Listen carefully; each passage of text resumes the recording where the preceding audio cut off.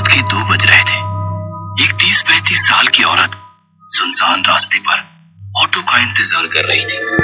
तभी उसी रास्ते पर एक ऑटो आ गया। जैसे ही उस औरत ने हवा में हाथ लहराया, वैसे ही ऑटो ड्राइवर ने ऑटो उसके पास जाकर रोक दी। कहाँ जाना है मैडम? ऑटो ड्राइवर ने उस औरत से पूछा। अवंती नगर। औरत ने उत्तर दिया। ऑटो ड्राइवर ने अपना मोबाइल निकाला और गूगल मैप पर अवंती नगर की तलाश की, क्योंकि वो शहर में नया ही आया था और वो पहले कभी अवंती नगर की ओर नहीं गया था। अवंती नगर वहां से 7 किलोमीटर की दूरी पर था। भाड़ा 300 रुपया होगा मैडम, ऑटो ड्राइवर ने औरत से पूछा। क्या 300 रुपए? भैया 300 बहुत ज्यादा है, 200 में छोड़ दो। उस औरत ने ऑटो ड्राइवर से कहा। ऑटो ड्राइवर ने उस औरत को सिर से पैर तक देखा और कुछ देर सोचकर वो बोला, बैठिए, छोड़ देता हूं। वो औरत ऑटो में बैठ गई और ऑटो अवंती नगर की तरफ निकल पड़ा। ऑटो ने 4-5 किलोमीटर की दूरी तय की थी। जब से वो औरत ऑटो में बैठी थी, तब से ऑटो ड्राइवर उसे आईने में घूरे जा रहा था और गाना गा रहा था। सलाम इश्क मेरी जान, जरा कबूल कर लो, तुम हमसे इश्क करने की जरा सी भूल कर लो। ऑटो ड्राइवर के इस बर्ताव से वो औरत डर गई। उसने तुरंत किसी को फोन किया और धीरे से बोलने लगी। वैसे ही रिक्शे वाले ने गाना बंद कर दिया और उसकी बातें सुनने की कोशिश करने लगा। हेलो शालिनी, तू आ रही है ना मेरे घर? तुझे पता है ना कि मेरे पति विशाल अमेरिका चले गए हैं और मैं घर पर अकेली हूँ। वो औरत बोली। नहीं यार, मैं नहीं आ सकती, मैंने तुम्हें दोपहर में ही बताया था ना। फोन की दूसरी तरफ से दूसरी औरत बोली। ठीक है, मत आना। ऐसा कहकर उस औरत ने गुस्से में फोन रख दिया। ऑटो ड्राइवर ने उस औरत की बात सुन ली थी। उसने सुन लिया था कि वो औरत आज रात अपने घर पर अकेली है और उसके सहेली ने भी उसके घर आने के लिए मना कर दिया है। ऑटो ड्राइवर अभी भी शीशे से उस औरत को घूर रहा था। इस वजह से वो औरत बहुत ज्यादा डर गई थी। तभी उस औरत ने एक बंगले के सामने ऑटो ड्राइवर को रुकने के लिए कहा। ऑटो ड्राइवर ने देखा कि उस घर पर सिल्वर लीफ लिखा हुआ था। वैसे वो घर नहीं, एक बड़ा सा आलीशान बंगला लग रहा था। जैसे ही ऑटो रुक गया, वो औरत ऑटो से उतर गई और ऑटो ड्राइवर को पैसे देने के लिए उसने अपना हाथ आगे बढ़ाया। तभी ऑटो ड्राइवर ने पैसे लेते समय उसका हाथ पकड़ लिया और बोला, अब जब तुम मुझे यहाँ तक ले ही आई हो तो एक कप चाय ही पिला दो। ऑटो ड्राइवर की बात सुनकर औरत और भी ज्यादा डर गई। उसने ऑटो चालक के हाथ से अपना हाथ छुड़ा लिया और सीधे गेट के अंदर भाग गई। यह देख ऑटो चालक मुस्कुराया। तभी उसकी नजर पीछे की सीट पर गई। औरत ऑटो में अपना मोबाइल भूल गई थी। इससे पहले कि औरत अपना मोबाइल लेने वापस आती, ऑटो ड्राइवर ने ऑटो स्टार्ट कर दी और वह वहां से 9-11 हो गया। कुछ दूर जाकर उसने ऑटो रोका और उस मोबाइल को देखा। वो कुछ 20-25 हजार का महंगा मोबाइल था। यह देखकर वो बहुत खुश हुआ, लेकिन उसने देखा कि मोबाइल बंद था। लेकिन अब कुछ समय पहले ही तो वो औरत मोबाइल पे किसी से बात कर रही थी, तभी तो मोबाइल चालू था। फिर इतनी जल्दी ये बंद कैसे हो गया? वो मन ही मन बोला। लेकिन फिर उसने सोचा कि शायद मोबाइल की बैटरी डेड हो चुकी होगी, इसलिए बंद पड़ा होगा। तभी अचानक उसके सिर में एक डरावनी योजना आ गई। मोबाइल फोन देने के बहाने उस औरत के घर जाने की। उसके दरवाजा खोलते ही उसकी गर्दन पर छुरा रखकर उसकी इज्जत लूटने की और फिर घर में से सारे पैसे लूट के 9-11 होने की योजना बनाई। लेकिन इसके लिए उसे एक और साथी की जरूरत थी, इसलिए उसने अपने एक दूसरे ऑटो ड्राइवर दोस्त को फोन किया और उसे अपनी योजना के बारे में बताया। जब उसके दोस्त ने सुना कि एक सुंदर औरत घर पर अकेली है, तब उसका दोस्त वहां आने के लिए राजी हो गया। उसने अपने दोस्त को उस औरत के घर का पता बताया और उसे तुरंत वहां आने के लिए कहा और खुद उस औरत के बंगले के बाहर जाकर रुक गया। 10-15 मिनट बीत गए थे, पर फिर भी उसका दोस्त अभी तक नहीं आया था। उसने उसे बहुत फोन किए, लेकिन वो उसका फोन नहीं उठा रहा था।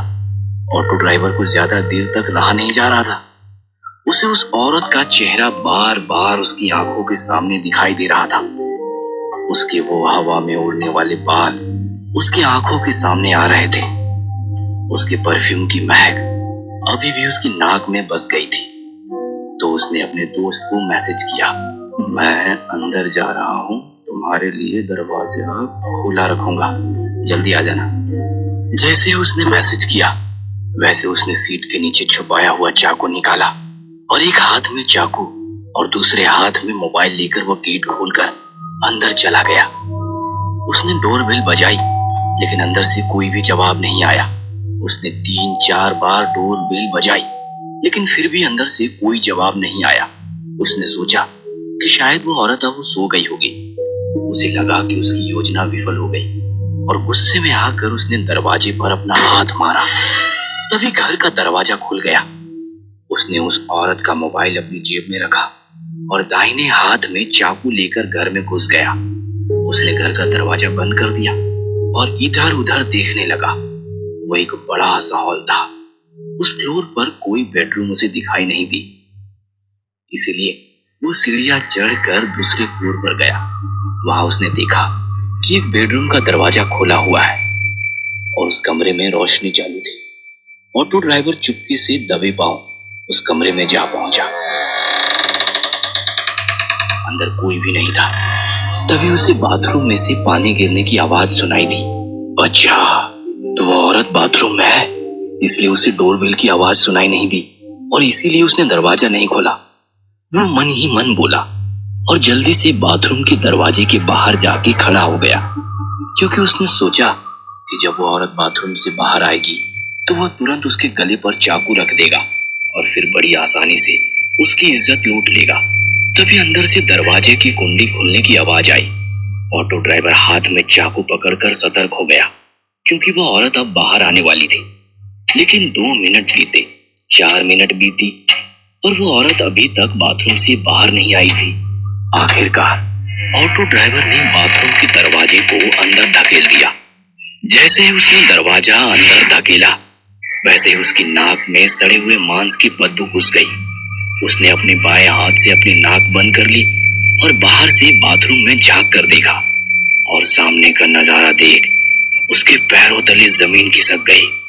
डर के मारे वो थर थर कांपने लगा, क्योंकि बाथरूम के बाथटब में 8-10 लाशों का एक ढेर था। वो डर के मारे पीछे हटने ही वाला था कि तभी उस औरत ने पीछे से आकर ऑटो ड्राइवर की कमर में लात मारी और वो बाथरूम में जा गिरा। ऑटो ड्राइवर बाथरूम में गिरते ही उस औरत ने झट से बाथरूम का दरवाजा बंद कर दिया। जैसे ही ऑटो ड्राइवर ने उसकी दाईं तरफ देखा वो पसीने से तरबतर हो गया और उसने उठकर दरवाजा खोलने की कोशिश की, लेकिन दरवाजा नहीं खुला, क्योंकि उस औरत ने बाहर से दरवाजा बंद कर दिया था। उसे पता चल चुका था कि उस औरत ने जानबूझकर उसे बाथरूम में बंद कर दिया है। ऑटो ड्राइवर दरवाजा पीट पीट कर जोर जोर से चिल्लाने लगा, मैडम दरवाजा खोलो, मैडम मैं आपके पैर पकड़ता हूँ, मुझे यहाँ से बाहर निकालो, मुझसे गलती हो गई मैडम, मुझे माफ कर दो मैडम। वो भीख मांग रहा था, लेकिन बाथरूम के बाहर से कोई जवाब नहीं आया। बाथरूम के बाहर सन्नाटा फैल गया। आखिरकार दरवाजा पीट पीट कर उसके हाथ दुखने लगे और उसने दरवाजा पीटना बंद कर दिया। उसने उसकी दाईं ओर देखा, वैसे ही उसे बाथटब में लगा लाशों का ढेर दिखाई दिया। 8-10 लाशें एक के ऊपर एक रखी हुई थी और हैरानी की बात तो यह थी कि उन सभी लाशों के ऊपर ऑटो ड्राइवर की यूनिफॉर्म थी। इसका मतलब ये था कि वे सभी लाशें ऑटो ड्राइवर की थी। उसने अपने कपड़ों को देखा तो उसने भी वैसे ही यूनिफॉर्म पहन रखी थी। बाथटब के बगल में मोबाइलों का ढेर पड़ा हुआ था। ऑटो ड्राइवर ने उसकी जेब से मोबाइल निकाला और वो फिर एक बार चौंक गया, क्योंकि बिल्कुल वैसे ही मोबाइल का ढेर था। वो समझ गया कि उसे धोखे से फंसाया गया है। उस औरत का ऑटो में कहना कि मैं घर पे अकेली हूँ और उसके बाद ऑटो में मोबाइल छोड़ना, ये सब उसकी ही चाल थी। और वह पूरी तरह से उसकी जाल में फंस चुका था। वो समझ चुका था कि वे सभी ऑटो ड्राइवर भी बिल्कुल उसकी तरह ही उस औरत के जाल में फंस गए थे और वो बाद में उसी बाथटब में मर गए। अब उसके साथ क्या होगा, इसका ख्याल उसके मन में ही आ गया। क्या ऑटो ड्राइवर उस भूतिया बंगले से बच निकलेगा? इन सभी सवालों के जवाब जानने के लिए इस कहानी का अगला पार्ट देखना मत भूलना।